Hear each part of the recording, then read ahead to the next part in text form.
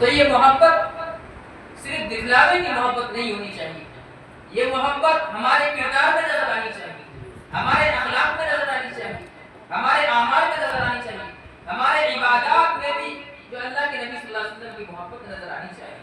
اگر عبادت کی ہم کریں تو اسی طریقے پر کریں جو آقا علیہ السلام نے ہمیں سکھا دی۔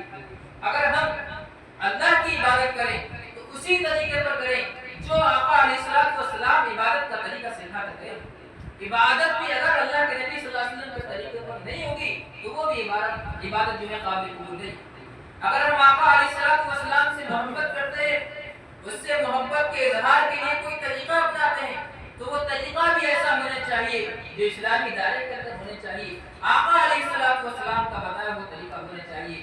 ہماری زندگیوں کے اندر ہر چیز سنت کے مطابق ہونی چاہیے۔ ہمارے گھروں کے اندر کھانا ہو، پینا ہو، نہانا ہو، دھونا ہو، ہمارے گھروں کے اندر کا جو ماحول ہو، ہمیں اپنے بچوں کی تربیت کرنا ہو، تمام گوشوں میں اللہ کے نبی صلی اللہ علیہ وسلم کی تعلیمات آپ کی رہنمائی ملتی ہے۔ ہمیں ہر چیز میں اللہ کے نبی صلی اللہ علیہ وسلم کا طریقہ اپنانا ہے۔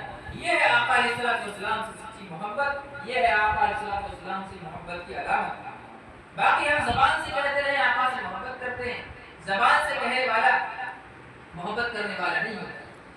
زبان کے ساتھ ساتھ ہمارے کردار میں بھی آقا علیہ السلام کی محبت اور آپ کی سنت نظر آنی چاہیے۔ یہ چند باتیں تھیں جو میں نے آپ کے سامنے آقا علیہ السلام کی متعلق بیان کی۔ اللہ سے دعا ہے کہ اللہ تبارک و تعالی ہم تمام لوگوں کو آقا علیہ السلام کی تعلیمات پر، آپ کی سنتوں پر عمل کی توفیق عطا فرمائے۔